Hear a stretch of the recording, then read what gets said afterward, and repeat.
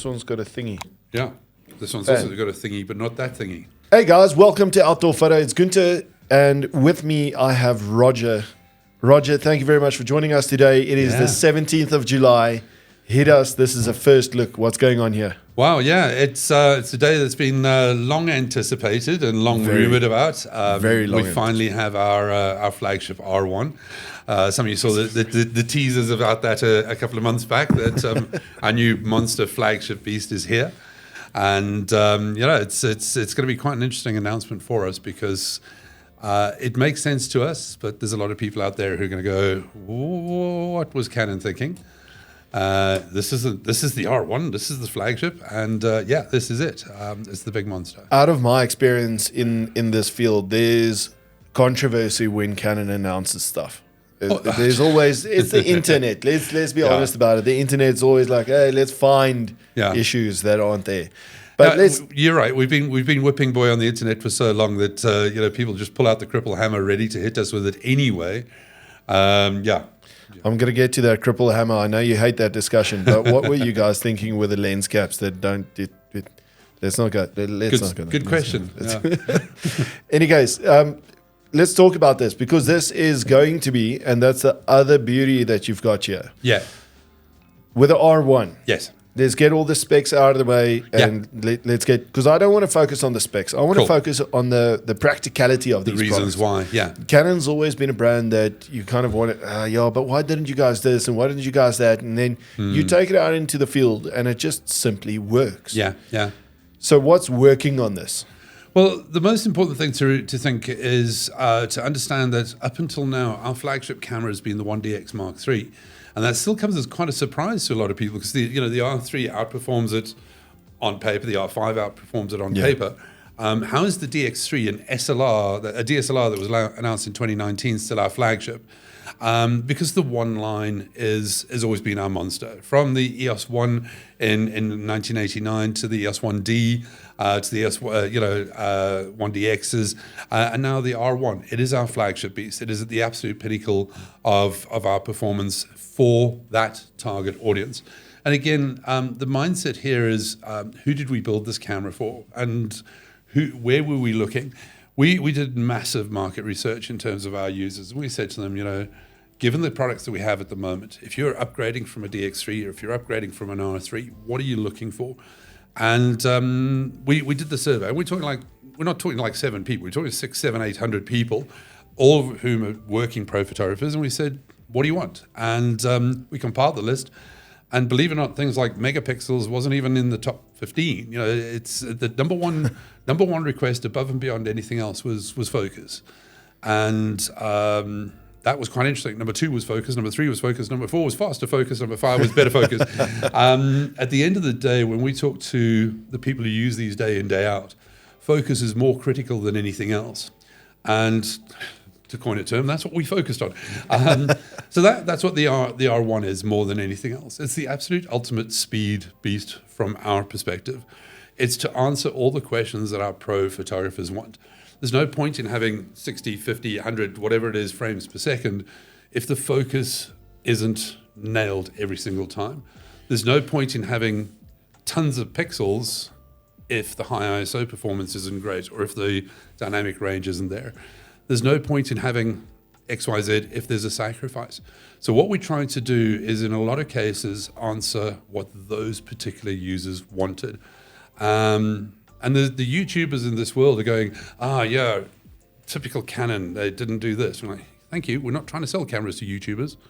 We're not gonna bash any other brands here, but just simply the direction that Canon went with here is this is typically the F1 vehicle in photographic equipment. You've got the lightest weight. I mean, I was surprised with this. Yeah. But you surprised me with the R3 when you put that in my hands the first time. Yeah. And the first thing that I did was to check if there's actually a battery in it because there's hardly any weight. Yeah. And this compared to the weight of a 1DX or a 1D, it's super light. It's manageable. It's 300 grams lighter than the 1DX3. That was a 1.2 kilo. This is a 960 odd grams. And on a camera, that's a lot. With a battery, that's crazy. That's a lot. Yeah. Now, in terms of megapixels, we we're obviously looking at 24 megapixels, brand new sensor. but the sensor. Yes. So tell me a little bit about the sensor and how the processing works, because that whole route has changed quite a lot as well.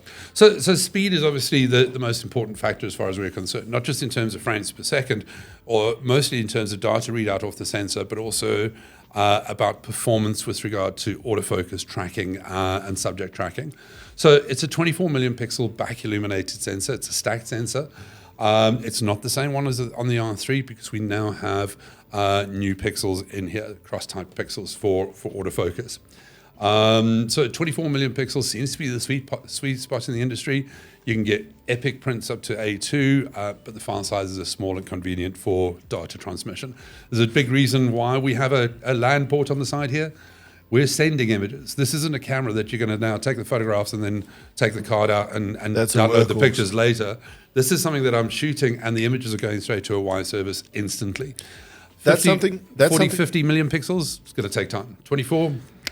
That's exactly what I've been telling a lot of people, is that your workflow changes considerably when you're moving between 24 megapixels or 45 or whatever the megapixel monster cameras deliver. Yeah. And especially if you're going across to something like that, if you are shooting weddings or you're shooting sport or anything, a simple example, I've got a video that we'll be releasing soon about the R5 I, unfortunately. Yeah, fair enough. But how I put the camera in the hands of a mom who had zero experience in photography, and we managed to capture great images of my son's rugby season. Yeah. The gear just makes it a lot easier these days. Sure. You still need to know your settings, your subject, everything else. But you'll get bad pictures out of this if you don't know what you're doing. Yeah, guaranteed. Yeah. But in hindsight, she was shooting with my R5, 45 megapixels. I have gigs and gigs and gigs of images to go and sift through. Yeah. Whereas with this, it would have been considerably less. So the workflow is just a lot easier. You'll still get a lot of gigs of pictures, I'm going to warn you. Yeah. Frame rate kind of catches up to you there. Yeah.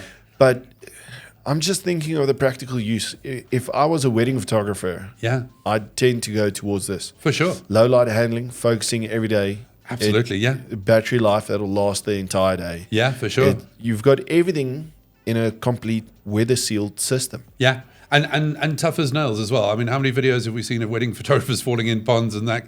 It's not going to survive. It's not an underwater camera. Just putting it out there, to make sure we know it's not waterproof. It's not weatherproof. But an all-weather type of construction, magnesium alloy chassis, tough as nails, as you would expect out of a 1 series camera. But rolling back to that 24 million pixels, there's going to be an argument for more pixels, and we have an answer for that. Make no mistake. Let's talk about it. Roger, that's not going to work for me. I want pixels because what now? I want to crop in on images. R5 Mark II. There we go. There's one of the reasons why we're announcing both those cameras today. The original thought was to announce them separately so as they wouldn't steal each other's thunder. But the fact still remains that there's so much between the two that are together, that are linked, that it made sense to announce the two on the same day. And the compromise, if you bought an R5 Mark I, for example, you compared it to an R3, the viewfinder was small, the battery grip was small, it was a really compact type of camera. The animal autofocus was only across the entire frame. You didn't have a lot of control over the focus. And I'll never knock the R5. Man, what a beautiful camera. It has been for absolutely ages. But for the sports action photographer, what they wanted that big grip. They wanted that big battery. They wanted more than anything else that big viewfinder, which is why the R3 answered that question. And they had 24 million pixels, happy as. They want that, but they want better performance. They want more. So we've given them the R1 for exactly what they wanted out of what the R3 couldn't deliver. And this one absolutely slays. But for the guys who looked at the R5 and said, well, I want that bigger viewfinder. Ta-da, R5 Mark II, big viewfinder. I want bigger battery. Ta-da, bigger, better performance battery. I want that bigger grip. Oh, hello. Bigger grip. So we have that big form factor. I want the speed. Well, you got 30 frames a second. I still want that resolution. I've got 45. I want low light. It's now back illuminated. I want autofocus. Yeah, we put the autofocus from there into here. The only thing that one has got the cross type. This one doesn't. But also want to shoot video. Well, 8K 60. Better not overheat. Oh, look, there's some vents at the bottom there. Oh, look, and ta-da, there's a grip with a fan built into it. So we've thought about the ultimate camera for any possible need, the ultimate Swiss Army knife of cameras. It's there without any shadow of doubt. If you want a scalpel, and the scalpel for sports and high-speed action only, that's the scalpel. This is a Swiss Army knife. You'll probably be able to do a bit of surgery with it, but it's not, out in the field. Out in the fields. I'd be very, very hard pushed to compare the two. And from a wildlife perspective, I'm leaning very much more towards the R5 II, purely because that long lens, that higher, more pixels, being able to crop. Why didn't I like my R3, my R5? Why did I always pick up the R3? That big viewfinder, that was a biggie. That's a real biggie. That big grip kind of construction. Those two things alone are making me lean towards the R5. But you sort of tiptoed around this earlier. One thing that most people have got to remember is the price of these things. It's hefty. The way you fill them at 45 million pixels, 30 times a second, you fill them quickly. The surrounding tech in terms of what you need to get the best out of this. And you mentioned it yourself in terms of the amount of time you have to take to process things like handling 30 frames a second at 45 million pixels. You're going to need a big graphics card. You're going to need lots of RAM. You're going to need a big hard drive. You're going to need big processing power. Yeah. So there's this line between the two, and the YouTubers of this world will leave you to believe that all you need is pixels. Well, okay, it's there. Reality, the working photographer goes, you know what? I'd rather have less pixels where the focus is nailed every single time with that combination of speed. And it's there. It's a perfect combination. Yeah, and again, as you can see, it makes sense for us to announce the two at the same time. And it's a practical solution. So it makes for a perfect combination between the two, depending on what you want. Yeah.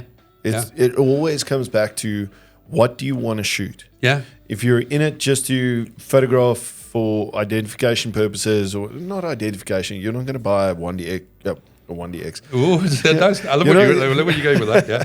You're not going to buy an R1 for identification purposes, but if you need performance in terms of speed and focus, that is it. Yeah. If you want performance in terms of pixels, and you've still got an insane frame rate out of this, and the focusing system, I'm looking forward to getting some of these and taking them out and testing them out. And the big question is what is the sacrifice going to there? Well, you can see immediately the form factor. You can see immediately the weather sealing, the robustness, the durability, the battery life, that kind of story. It is most certainly a sacrifice.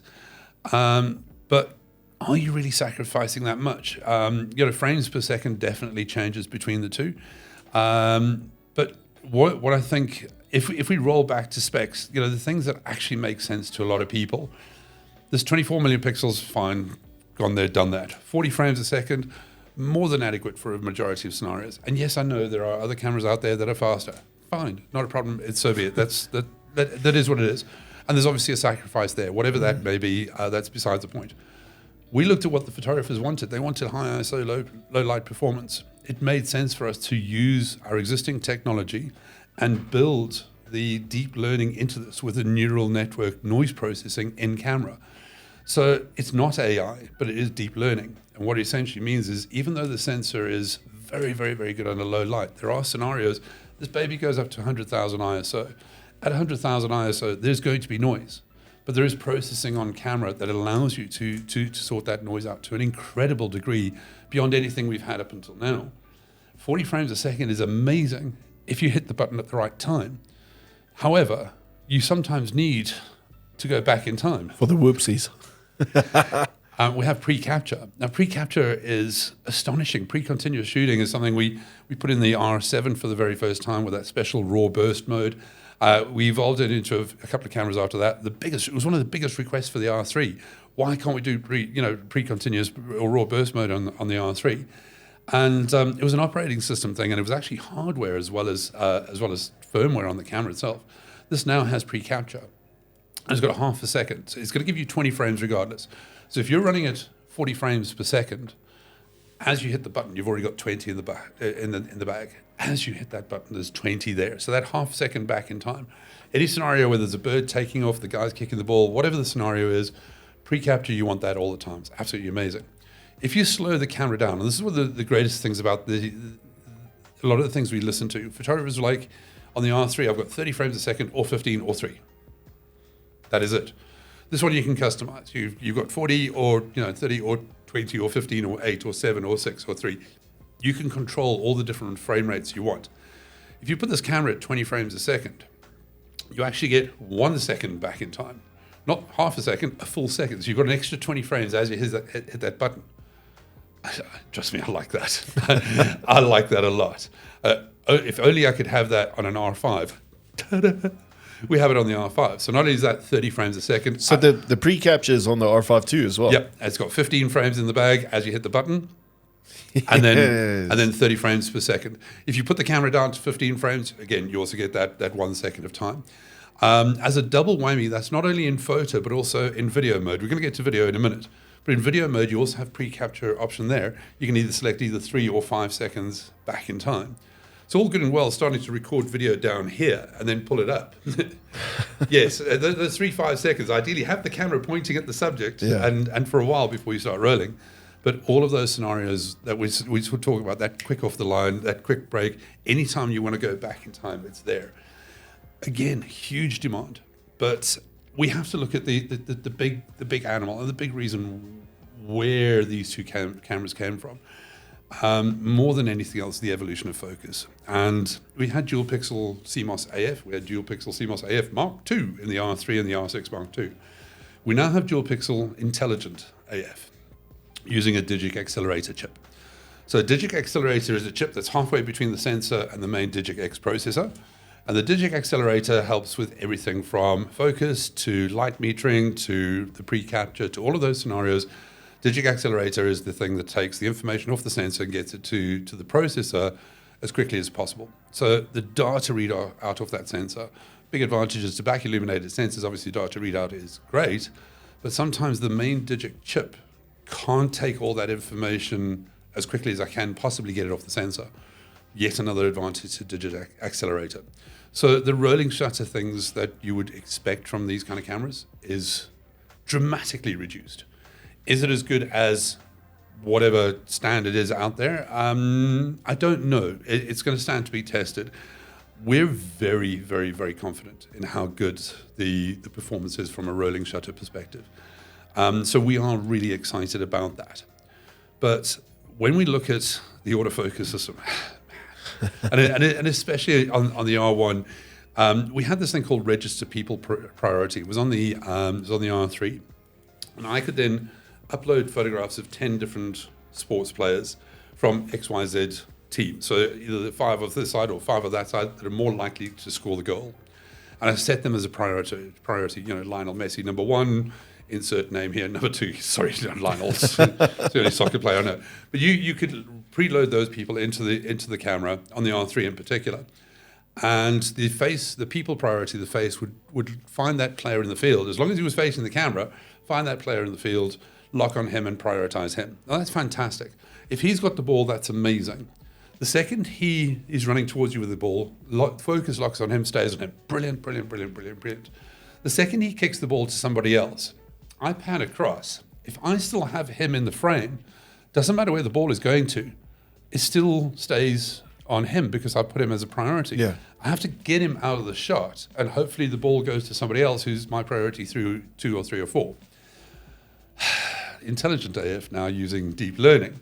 So I have Lionel Messi, but I put the camera into action priority mode. Now, action priority is a mode specifically designed for football, volleyball, and basketball. Sorry, no rugby yet, but it should come. Yet. I'm saying yet, but I don't actually genuinely don't actually know.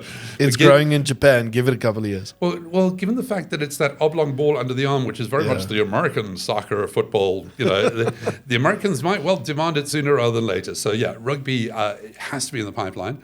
Having said that, for the soccer alone, as your player of choice kicks the ball, it knows immediately to change the priority from him to the ball. Prioritizes the ball. It tracks the movement of the ball through the air. And as it's arriving at 3, 4, 5 other players. It gives each of those players a percentage as to what the odds are of that player getting the actual ball.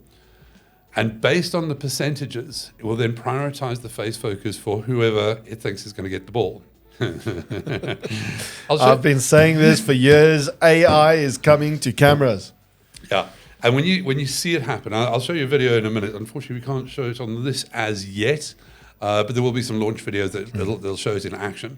But when you see how it does it, it's like, oh, so you can see the percentage. You've got 5 players on the screen, and you see the guy who's number 10 at the arse end of the screen, his percentage is currently sitting at 13. As the ball gets closer to him, watch his percentages go from 13 to 30 to 50 to 70 to 80 to 99 as the ball hits his head and it goes in the net. You're like, how? That's action priority. It is amazing. Whether it's soccer, whether it's volleyball, whether it's basketball, those are preloaded. Those are the biggest, most predominant round ball priorities out there. So those are things that are already built in. The R5 II has it as well. The added bonus here is we've got cross-type sensors. We've obviously also, sorry to interrupt you, but we've obviously seen how cameras have changed over the years that they've come out in terms of firmware updates and what it actually offers extra on top of how it was launched to what it's like now. So I can only imagine that it's going to improve. More sports are going to be added. Yeah. People ask me the sort of top 10 advantages to mirrorless over SLR. Number one is always focus. Always in the top 3 or 4 is firmware. I'll never deny the fact that on DSLR, firmware fixes glitches. And if you didn't do your firmware from version 1 to 1.2, odds are good you would never know any performance. Yeah. There was one camera, I think it was the 7D2, that went to firmware version 2 that added capability, a longer burst, a couple of other different algorithms. That was the only one that really added functionality. But mirrorless, just look at the R5, every single update from 1.1 to 1.4, the overheating issues, going to 1.5, 1.6, adding the better eye control focus, 1.8, adding the vehicle tracking, 1.9, adding the multi-pixel IBIS, higher resolution mode. All of those things are just like on firmware. It's amazing. There are some limitations. We spoke about the R3. We couldn't do pre-capture on the R3 because of operating system and hardware. But this combination of that sensor plus that digital accelerator chip on both of these is going to improve the performance. Those cross-type sensors, it's not quad pixel autofocus, but we actually have on every pixel site you have red, green, blue, green as sensors, and all of them we have our vertical, our dual pixel autofocus system where we're looking at contrast between the two. On the R1, we now have red, green, and blue with vertical, and one of the greens is horizontal. And what that essentially means is we now have cross-type sensors.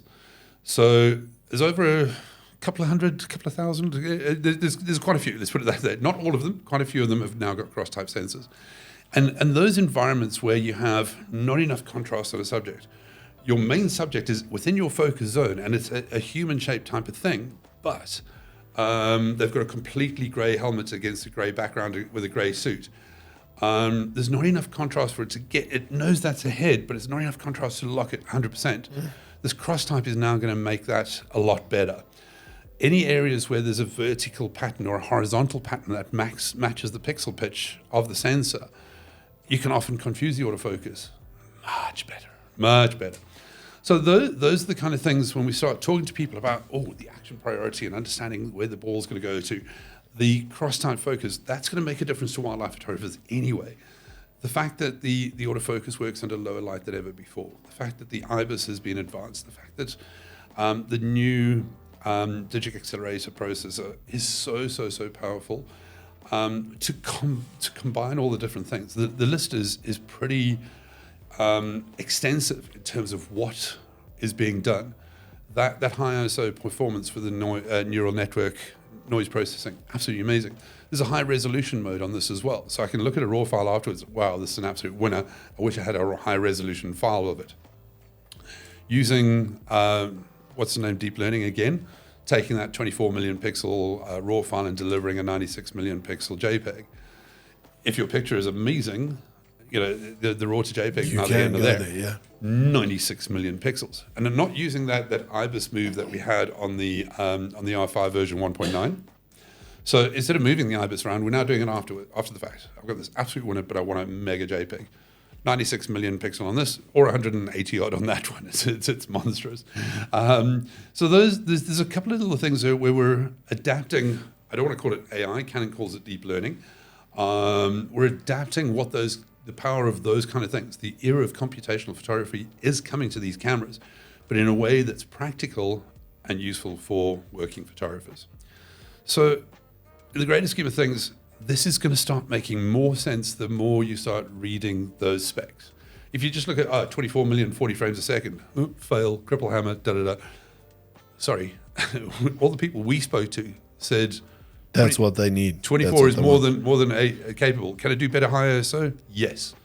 Can it do better focus? Oh, hell yes. Can it predict? Oh, yes, can it predict? Can it do stuff that I couldn't do before? What is my hit ratio? What is it going to give me more shots that I can work with? Yep, absolutely. Is it in a camera that's tough as freaking nails? Did you fix all those silly little things? That rubber eye cup on the R3 that drove us nuts? Yes, we put locks on there. Did you put a locking switch on that diopter control so that I don't knock it out of focus? Yes. Oh, did you finally put a full-size HDMI on there? Yes. Did you put a locking switch on the card slots? Yes. We listened. And again, this is not a scenario where Canon just decides this is what we're going to do, and you out there just have to put up and deal with it. We listened. We listened very carefully, and we understood what people wanted, and where possible, we did everything they needed. Double whammy, 6K 60 video, raw, internal. Oh, that is nice. Wow. 8K 60. We've only ever seen that on the R5 raw, internal. Very, very, very, very nice. That full-size HDMI, sorry, it's on both of those. Simultaneous video and stills recording. So while you're rolling video, just hit the stills button, you start recording stills. Bear in mind, it is at your video resolution. So if you're in full HD, you're getting, whatever it is. And you're getting JPEG only. Sorry, no. But the stage greater scheme of things, there are scenarios where you're recording video of something and there's some hand gestures that would have really made sense to have a nice still picture as well. You can either go and post-process afterwards and grab a still out the video, or in situ, hit the shutter button and you've got stills to deliver right there and then. Right there. Sacrifice JPEG. Sorry. But it may seem like a silly thing, but it is most certainly a thing that, again, what did people want? We listened. I think it's phenomenal. The layout on the camera is very simplified. It's still the basics. I see there's a couple of new marks on here. Yeah. But on the R5 specifically, obviously it's more towards what you've got in the R6 Mark II in terms of the video functionality that you can switch on the one side and your switches on the right-hand side. Yeah. Which is super practical to me. I mean, that's where your hand is. That's quick and easy to switch on and off. Yeah. I'm loving this already. I'm looking forward to getting these and using them. How do we know that camera's recording at the moment? Because that's showing recording. Yeah. Imagine if you had a tally lamp. Oh, that would help. Again, it's like one of those silly things, but where we say to people that we're genuinely thinking hybrid. There's so many people out there for whom stills is just one tiny portion of what they're actually doing. Having the ultimate tool, we took all the lessons from the R5 all the lessons from the R5, all the lessons from the R3, and said, how can we maximize the R5 II? So the R5 still has a lot of cinematic functions. Things like your anamorphic, your time coding, your cinema EOS layout menu. Yes, but this has inherited quite a lot of things. It has IBIS, where the R5 doesn't have IBIS, but the R5 has got the integrated cooling system. This has to have the extra fan to get the integrated cooling. It already has vents on it, so it already does have a bit of cooling on board, but I will say to you, there is still a scenario. 8K 60 is warm word. It's lots of. I think people also just have to be realistic about stuff. If they want to record 8K and they want to record 2 hours of 8K, they need a RED. Yeah. Well, they need a C400. Actually, no, that doesn't do 8K. So but still, I mean R5 that was at the end of the day. The fact remains is that. Tools for the purpose. If you want something that can do absolutely anything, the absolute ultimate in speed, resolution, Video, absolutely yes, without any shadow of doubt. There's nothing that's stopping me from looking at this other than the fact that, you know what, I really like that big battery. I really like that big form factor. Yeah. And I shoot more sports than anything else. And again, like I was saying to you, Swiss Army knife versus scalpel, a lot of people were hoping that was going to be the Swiss Army knife. And a lot of people pegged all their hopes on that. It's going to be a merge between the R5 and the R3. They're looking at it and going, well, how's your flagship? Because XYZ brand's flagship has got that. It's like, okay, well, we don't launch products because of what somebody else has done. We launch products for what Canon people want. This is our target audience is to keep Canon photographers loyal to Canon. If you don't have a lot of machine in field, switching is your target, in which case you have to flex. You have to have a specification that people would jump brands for that specific thing. If it makes sense to you, what can I say?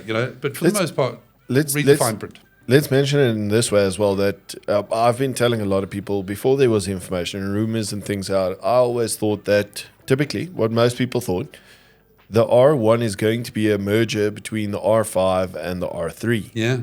But that's what you've got in the R5 II now. Indeed, yeah. So that camera is on the market and it's available. And the R1 is now a new tool. Yeah, it's exactly that.